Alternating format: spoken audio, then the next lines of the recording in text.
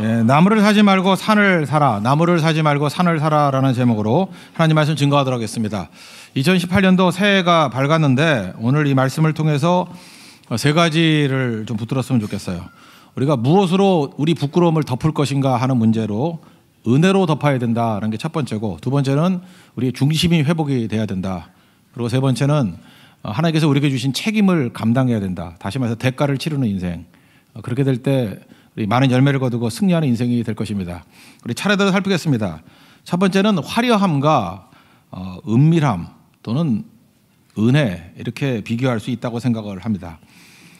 돈이 매력이 있습니다. 돈이 왜 매력이 있죠? 돈은 우리를 덮어주기 때문에 그렇습니다. 사람을 만나보면요, 못난 사람이에요. 그리고 없는 사람이에요. 그리고 부족한 사람이에요. 그리고 무식한 사람이에요. 근데 돈이 있으니까요, 다 가려져요. 진짜 그렇습니다. 저거 모자란 인간인데 근데 갑자기 돈이 생겼어요. 그래서 좋은 차, 좋은 옷, 또 좋은 집에 살고 좋은 카드 막 긁어대니까 사람들이 만만히 못 보더라고요. 우리 인간은요, 허물과 죄가 있기 때문에 드러낼 거는 못 삽니다. 벌거벗고는 못 살잖아요. 우리 다 그렇게 살게 있어요. 그래서 허물을 이게 가려야 되는데, 일반적으로 세상의 방법으로 제일 허물을 가리기 쉬운 거는 돈입니다. 그래서 돈의 위력이 있어요. 돈은 우리의 허물을 가릴 수 있습니다. 잠깐만 돈으로 가리다 보면은 이게 돈이라 그러지 않고 이걸 화려함이라고 봅시다. 사람들은 화려함을 추구해요. 화려함은 우리의 허물을 가리울 수 있어요. 부끄러움을 가릴 수 있어요.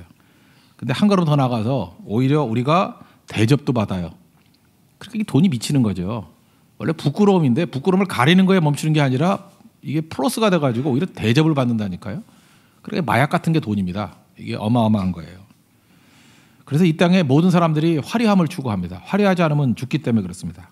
그래서 학력도 화려해야 되고, 직업도 화려해야 되고, 패션도 화려해야 되고, 외모도 화려해야 되고, 다 뜯어고치잖아요. 화려하지 않으면 못 사는 거죠.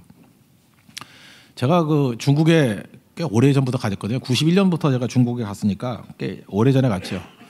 수교하자마자 가기 시작했으니까요. 여기도 지금 중국 선교사님 출신들도 계시고 한데 오늘 방문하셨어요. 그래서 중국에 대해서 아셨거든요. 91년 그때 당시에 기억이 이래요. 북경에 갔더니 화장실이 구멍만 뚫어놓은 거 막혀 있지 않아요. 그래서 내가 많은 사람의 엉덩이를 많이 봤어요. 그죠? 구멍만 뚫어놓고. 난 거기서 못 하겠더라고요, 도저히. 그리고 문도 없어요. 이렇게 앉으면은 시골 같은 데 가면 아무것도 없고 좀 있다라는 데가 여기 가슴팍 정도 이렇게 가려진데 주로 그랬습니다. 그리고 이제 식사를 하는데, 그건 북경은 아닌 것 같아요. 할빈 정도 간 것 같은데 이렇게 국수 같은 거를 시켜 먹었어요. 그랬더니 주더라고요. 주는데 젓가락을 안 주는 거예요. 그래서 뭐라 그래서 좀 달라 그랬더니 알았다고. 젓가락을 알아듣더라고요. 알았다고. 이렇게 모양으로 하니까. 그러더니 옆에 있는 사람이 먹던 젓가락 있잖아요. 그거를 신문지를 쓱 닦아가지고 주는 거예요. 그러니까 중국의 수준, 91년도 수준을 아시겠죠. 그게 중국이었어요. 위생관념 하나도 없고 하여튼 그랬습니다. 근데 지금 중국에 한번 가보세요. 특별히 상해 같은 데 가보면요, 화려함이 뉴욕보다 더합니다. 정말로 화려해졌어요. 왜냐하면 생명 걸고 화려함을 추구했거든요. 화려해지니까 이제는 무시 못해요. 이제 중국 무시 못하죠. G2라 그래가지고 미국, 중국이잖아요. 이게 강해지게 되었고, 이게 화려함의 모습이 있게 되었다는 것입니다. 근데 중국 아십니까? 이 화려함의 이면에는 15억이라고 합시다. 15억, 12억인가 15억인가 그렇다는데 세본 사람이 없으니까 15억이라고 합시다. 15억이 한 2% 정도만 화려한 거예요. 나머지는 굉장히 어렵게 삽니다. 농공민이라 그러죠. 지방에서 올라와가지고 북경 같은 데도 지하실에 이상한데 거의 사람을 세트로 앉혀놓고, 그러니까 한 5평 정도 되는데 20명도 살고 그래요. 방송에서 봤죠. 농공민의 희생, 그 대가로 그 화려함이 유지가 되는 거예요. 그러니까 중국은 두 가지입니다. 화려함도 있지만 사실은 그것은 해골 위에 세워진 화려함이에요. 중국만 그렇습니까? 어디나 다 마찬가지예요. 미국도 마찬가지. 미국의 화려함이 어디에 있는 거예요? 히스패닉들과 이렇게 불법 이민자들 저임금으로 유지되는 구조 아니에요? 그리고 필요 없으면 또 쫓아내버리고. 중국, 미국 다 마찬가지예요. 이런 희생의 대가를 가지고 이루어지는 것입니다. 그런데 서로 화려해지려고 그래요. 왜 그렇습니까? 화려하면 우리를 덮어주기 때문에 그래요. 이게 마약입니다. 그래서 성경이 말하는 건 뭐냐면 이 미친 짓 그만하라는 거예요. 화려함, 이걸 성경에서 외식이라 그래요. 그 외식하는 자들아, 바리새인들에게 준 최고의 그 질책 아닙니까? 외식이나 화려함이나 똑같은 거예요. 외식 추구하지 마라. 화려함 추구하지 마라. 우리 교회도 자꾸 화려함 추구하잖아요. 그 생명을 잃어가고 있다는 것입니다. 산상수훈에 보면은 6장에 마태복음 6장에 거기 두 개 비교하잖아요. 가장 경건의 내용이 뭐예요? 구제하는 것, 기도하는 것, 금식하는 것. 이게 생명을 주는 통로 아닙니까? 근데 그거조차도 타락할 수 있다는 거죠. 어떻게 해요? 사람에게 보이려고. 그 사람에게 보이는 게 뭐예요? 화려하게. 구제도 화려하게 해요. 어떻게 구제를 화려하게 하나? 금식도 화려하게, 뽀단하게, 그죠? 알아, 금식했다, 막 이렇게 금식 2일째, 3일째 막 이제 페이스북에 올려요. 아, 오늘은 뭐 음식의 유혹을 이겼다. 별 미친놈 다 있네. 내가 그런 거 같아요. 제 페이스북 친구 중에 하나도 그런 미친놈이 있어요. 금식하는 걸 날짜를 계속 해가지고 응원받고. 이 제정신인가요, 이게?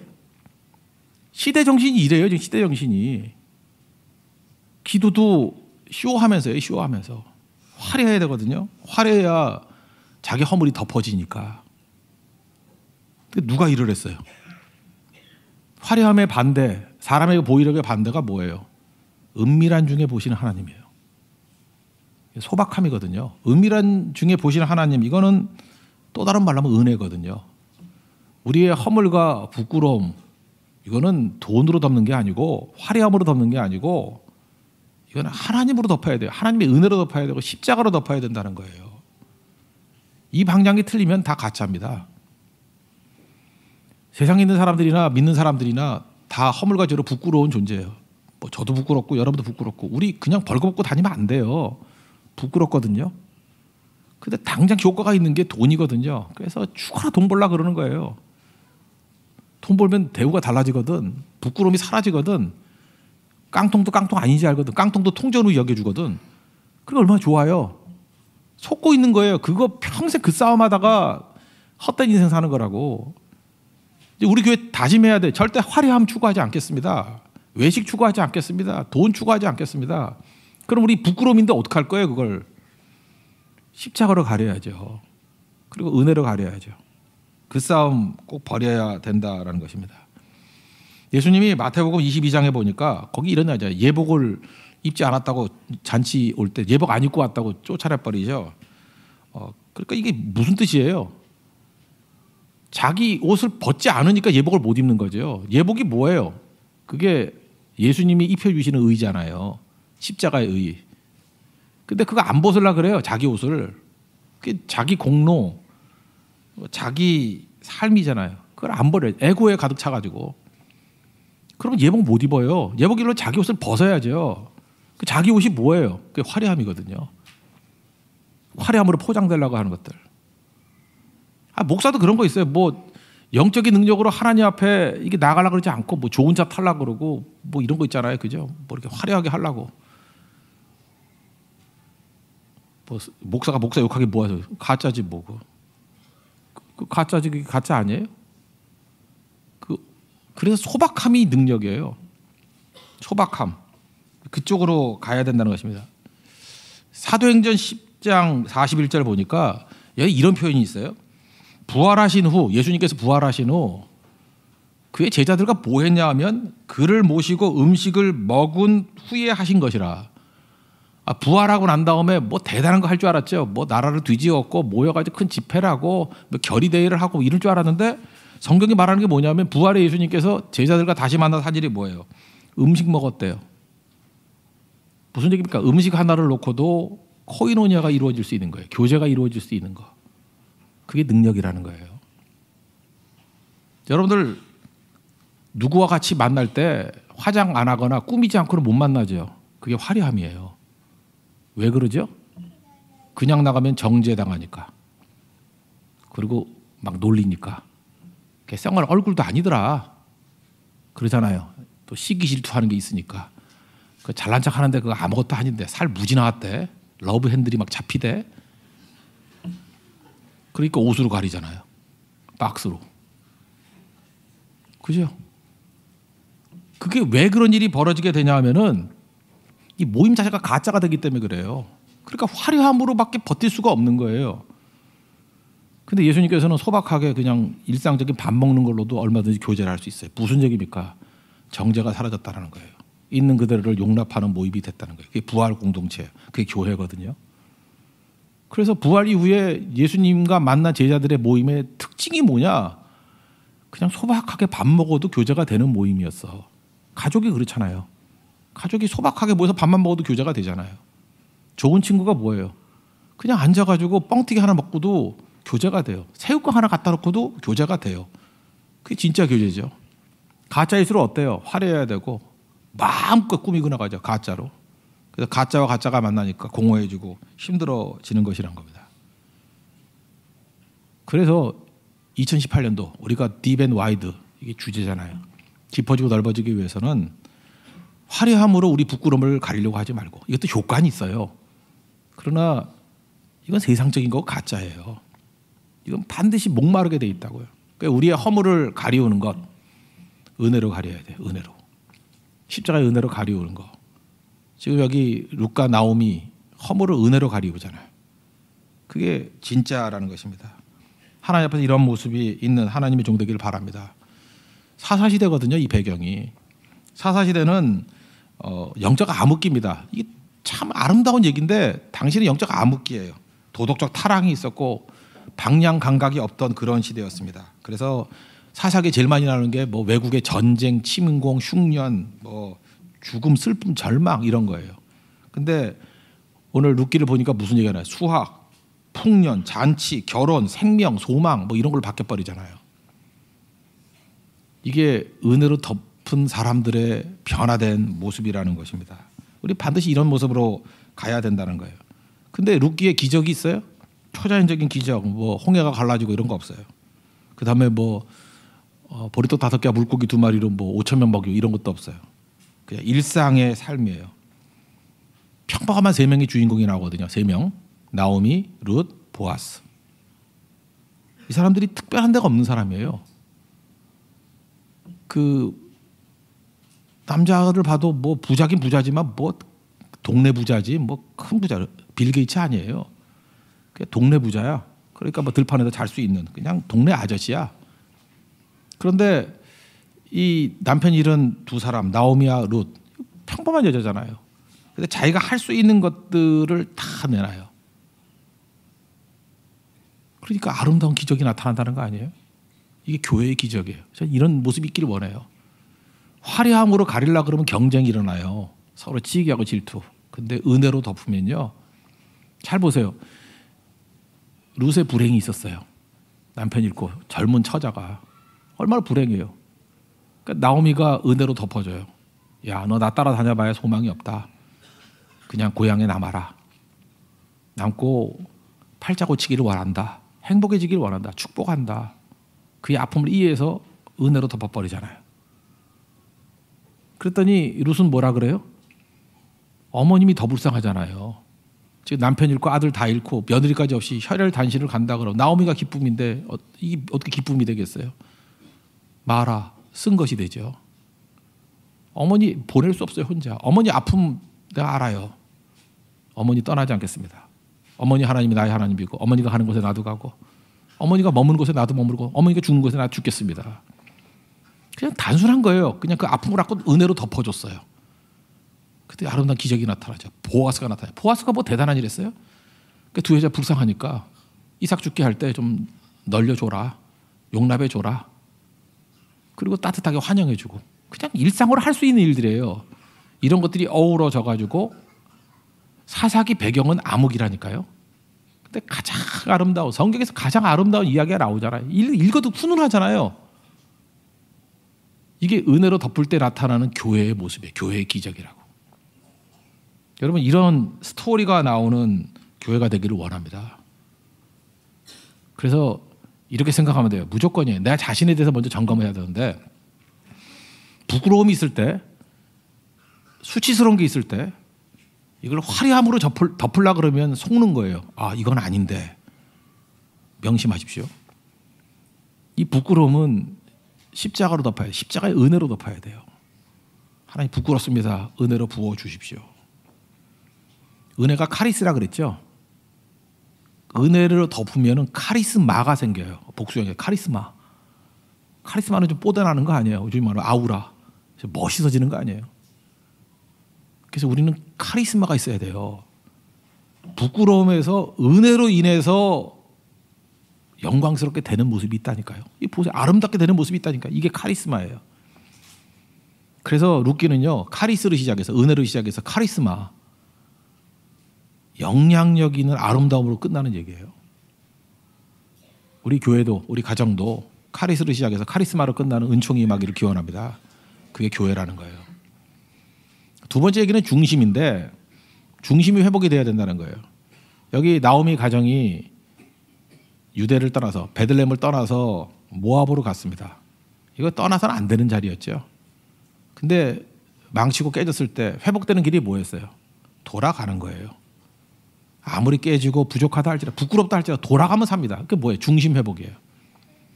여러분 인생이 지금 난장판이 됐죠. 중심이 뭘까요? 베들레헴이 중심이에요. 중심이 뭘까요?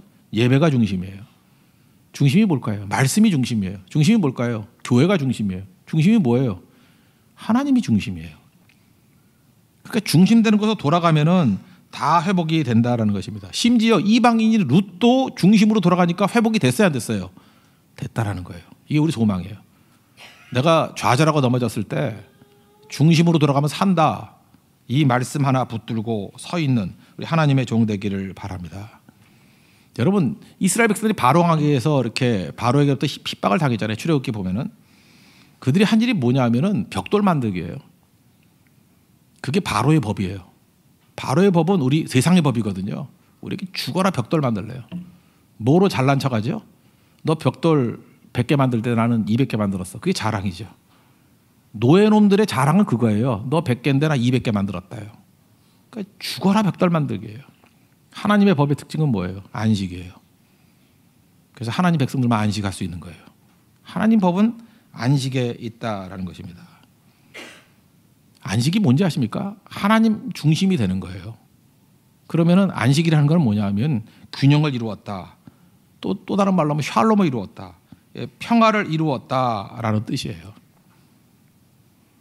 하나님 안에 가면 비로소 멈출 수 있어요. 왜 멈추죠? 하나님이 나를 보호해 주시고 필요하면 채워주실 수 있다는 믿음이 있기 때문에. 제가 일전에도 한번 소개했지만 박완서 씨의 나의 가장 나종 진인 것. 참 한국말도 어렵죠. 나의 가장 나종은 나중인 것 같고 진인 것, 가지고 있는 것. 이거는 김현승 씨의 눈물이라는 시에서 제목을 따온 거예요. 시어를 따온 거예요. 시어죠, 시어. 나의 가장 나종 진이인 것. 이런 얘기가 나와요. 애지중지 키운 아들인데 데모하다가 80년대 이야기에 데모하다가 시위 도중에 쇠파이프에 맞아가지고 죽습니다. 저도 학교 다닐 때 제 2년 후배가 죽었어요. 그 현장에 저도 있었고, 그러니까 엄마가 미치더라고요. 그 어머니가 오셔가지고 할 때 보니까 이제 그거 배경이에요. 아들이 죽고 난 다음에 민가협에 민주주의 가족협의회인가 그래서 민가협에 들어가서 의식화가 됩니다. 그래서 이렇게 이념들을 좀 배우니까 인생 헛산 것 같아요. 야, 이게 진실을 알았다. 그래서 어머니가 변화가 돼요. 그리고 자기가 정의예요. 그래서 지가 최고인 양 방방 떠요.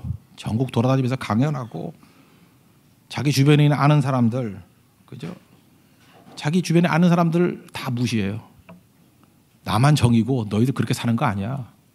그래서 어떤 사람이든지 그 앞에 얼굴을 못 내밀어요.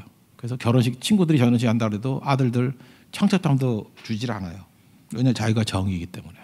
한마디로 이렇게 방방 뜨고 살았어요. 그 이유가 뭐냐? 나중에 보니까 자기 슬픔이 너무 크니까 그것을 이기기 위해서 그 집단의 열정에 뛰어든 거죠. 지금도 그렇습니다. 자기 슬픔이 먹고서 감당을 못할 때 뭐 이상한 단체에 들어가서 열정을 태우는 거예요. 그래야 잊혀지니까. 그러고 살았다는 거예요. 단절되고. 그러니까 이 사람 어떤 사람이 도덕적 우월성을 가지고 있는데 내면은 허무함과 무너짐이 있는 거예요. 슬픔이 있는 거예요. 속이고 있는 거죠. 박원서 씨가 이걸 본 거예요. 그러다가 친구가 명예라는 친구들, 고등학교 동창이에요. 별로 친하지도 않았대요. 여자분들 동창들 잘 살지 않으면 자기 집 초대 안 하죠. 근데 명예는 이 주인공의 허상을 안 거죠. 우리 집에 같이 좀 가자 그러더라는 거예요. 집이 달동네예요. 원래 잘 사는 집 초대하지 못 사는 집 초대 안 하는데 이제 가난한 동네로 가더라는 거예요. 갔더니 거기 누워있는 아들이 있어요. 그 명예의 아들, 친구의 아들. 차삭으로 하반신이 마개가 됐어요. 식물인간이에요. 그 사간 게 파인애플 통조림인데 그것도 혼자 못 먹어요. 그래서 떠서 먹여주니까 먹고. 그리고 걔도 누워있으니까 욕창이 걸리죠. 그러니까 엄마가 애를 굴리는 거예요. 사람 살이 2시간 넘게 똑바로 있으면 썩습니다. 그럼 여러분 잘 때 왜 안 썩죠? 굴러요. 자기도 모르게 구른다고. 안 구르면 썩어요. 욕창 생기잖아요. 그래서 굴리는 거예요. 너무 힘들게 애가 누워만 있으니까 살도 찌고 하니까 이게 굴리기 힘들어하니까 도와주려고 하는데 그 아이가 손을 탁 치는 거예요. 엄마만 해야 된다는 거죠. 그때 그 순간에 이 주인공이 누구도 부럽지 않았거든요. 뭐 세상에 잘난 아들이 있다는 거 하나도 부럽지 않았고 내 아들이 민주투사고 최고였고 그저 열사 치고 받는 사람이고 나는 그 엄마고 그때 처음으로 부러웠대요. 아, 저 아이에게는 저 엄마가 세상 전부구나. 그러면서 그 장면을 보면서 부러움이 생기면서 그 있는 모습 그대로 설명해 줄게요. 장미목 장롱이 뜨악하게 보였다. 옆에 장롱이 있는데 장미목 장롱 좋은 건데 그게 뜨악하게 보였대요. 그리고 생각이 다 멈추는 거예요. 다 멈추는 거예요. 그리고 울어요. 막 우는 거예요. 중심 잃고 껍데기 갖고 가짜로 산 거예요. 세상 속이고 산 거예요.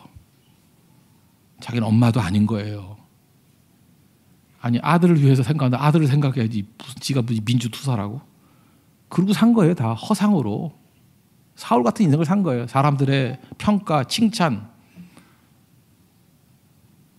참 박완서 씨 글을 기가 막히게 자기 아들 잃었던 아픔이 있어서 그런지 모르지만 아픔이 뭔지를 아는 분이에요. 이 주인공이 언제 회복이 됐습니까? 중심으로 돌아왔을 때요. 뭐로 돌아왔죠? 엄마의 회복이에요. 엄마로 돌아왔을 때 모든 것이 회복되게 되더라는 것입니다.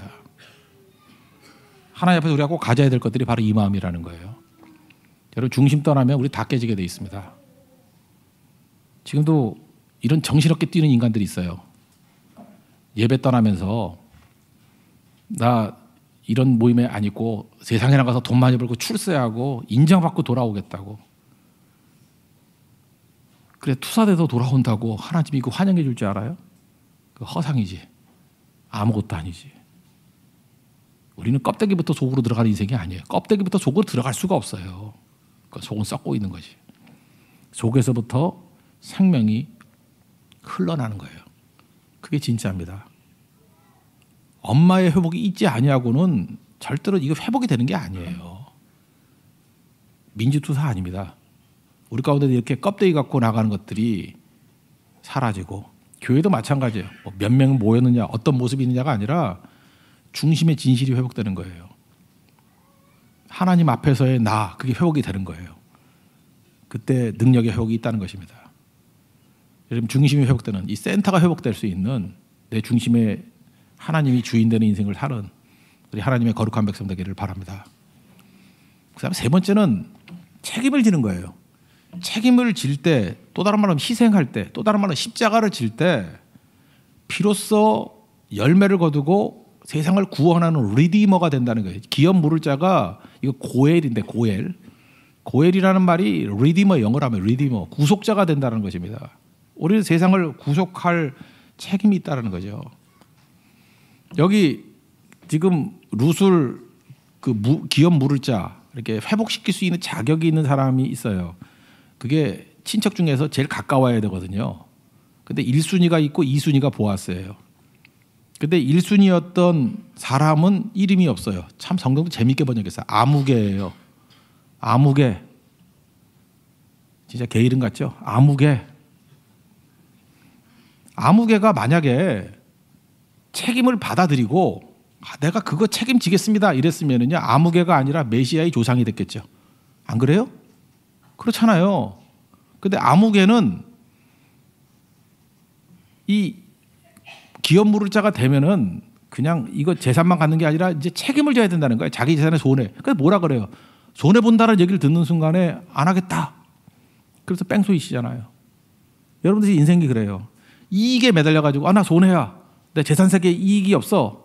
손해 보는 싫어. 그래가지고 여러분에게 맡겨진 그걸 사명이라고 합시다. 선교의 사명, 뭐 전도의 사명, 헌신의 사명 이런 것들을 피할 수 있죠. 도망치기 위해서. 그걸 성경은 아무개라 그래요. 아무개. 근데 그거를 to take 하는 사람, 그게 보았어요. 제가 일전에도 한번 설교를 했죠. 그 나무를 사지 말고 산을 사라고. 하나님께서 우리에게 이렇게 얘기할 때가 있어요. 나는 지금 당장 나무만 필요한데 하나님께서는 나보다 스케일이 크잖아요. 섭리가 있잖아요. 그죠? 이 메타 디스코스, 이게 거대 담론이 있잖아요. 우리가 모르는. 그래서 내가 다 이해가 안 되는 거예요. 그래서 기도도 선포하는 기도가 필요하다고 그랬죠. 그래서 믿음의 기도. 내가 필요만을 구하는 건 간구예요. 그럼 기도가 스케일이 너무 작아요. 근데 나는 전혀 구할 마음도 없고 필요도 못 느껴요. 아무 느낌이 없어. 근데 하나님이 구하라는 내용이 있어요. 하나님 수준에. 이해도 안 돼. 그럴 땐 그냥 믿고 그냥 선포해버리는 거예요. 기도해버려야 된다고. 근데 그 훈련이 안 됐을 때 뭘 하라고요? 찬송을 부르라고. 찬송은 이미 있는 거 아니에요. 그래서 찬송을 막 부르다 보면 선포가 돼서 그 기도를 하게 된다고. 그럼 나중에 이루어지게 되는 거예요. 주께서 높은 보좌에 앉으셨는데 여러분 그냥 혼자 앉아가지고 기도하라고 하면 절대로 그런 기도 못해요. 여러분들이 보좌를 향해서 기도할 것 같아요? 집에 있는 의자를 응접 세트를 바꾸게 해달라고 그 기도를 하지. 절대 그 기도 못해요. 그런데 그런 거 다 제껴놓고 보좌에 앉아 계신 하나님을 찬양하고 하나님의 뜻을 구하는 찬양을 하면 그 기도를 하는 거잖아요 지금. 그럼 그 스케일로 산다고요. 근데 하나님께서 우리에게 납득 못하게 하나님 내가 돈 몇 푼 들이면 나무 한 그루 사야 되는데 왜 산을 사라 그래요. 이건 어리석은 거예요. 무모한 거예요. 말도 안 되는 거예요. 그런데 믿음의 사람은요, 주님이 산을 사라면 사는 거예요 그냥. 그럼 당신 이해가 안 됐는데 산을 사면 나무도 얻죠. 그래서 필요도 채우는 거예요. 나중에 땅을 파봤더니 거기서 뭐 석유가 터져나와. 어떻게 될 거예요? 부자가 되고. 아니면 그게 센터가 돼가지고 뭐 엄청나게 중심지가 돼버려요. 그러면 이 사람은 지금 기도가 나무만 필요해서 기도했는데 시간이 지나고 나니까 하나님이 새롭게 이끌어갈 방향이 보이는 거죠. 다른 걸 통해서 일하시고자 하는 하나님의 뜻을 나중에 깨닫게 되는 거라고요. 그래서 이기적인 사람은요, 미래가 없습니다. 그러면 먹다 죽을 놈이에요. 맨날 필요만 구하니까. 무엇을 먹을까, 무엇을 마실까, 무엇을 입을까. 그게 아무개예요. 아무개는 자기 필요밖에 없는 거야. 그래서 필요에서 벗어난 손해를 본다 그러니까 나 안 하겠어. 뺑소니 쳐버려요. 보아스는 그냥 모르고 그냥 책임을 지는 거예요. 보아스가 자기가 메시아의 조상이 될 거 알았을까요? 몰랐을 거예요. 그죠? 그 보아스 몰랐을 거라고. 근데 메시아의 조상이 돼버리잖아요. 놀라운 일들이 벌어지죠. 보아스하고 룻 사이에서 태어난 애가 오벳이고 오벳의 아들이 이새고 이새의 아들이 다윗아니에요. 다윗으로부터 멀지 않아요. 그 할아버지 아버지니까 뭐라 그러죠? 증조 할아버지인가? 그렇게 된다고 다윗에. 이런 어마어마한 일들이 벌어지는 거 알았어요? 몰랐어요? 몰랐어요. 어떻게 이게 이루어졌죠? 하나님이 산을 사라 그럴 때 산을 샀기 때문에. 그래서 우리 교회가 이제 2018년도에 꼭 해야 될 내용들이 뭐냐? 당장 우리 필요, 우리 형편 가지고만 움직이지 말자고요. 사명을 받아들이는 쪽으로 움직이면 우리가 알 수 없는 놀라운 일들이 벌어져요. 제가 빌 게이츠 전기를 읽어보니까 그렇더라고요. 빌 게이츠는 어떤 좋은 유능한 인재가 있을 때 그 인재를 채용하려고 그러니까 안 보내주잖아요.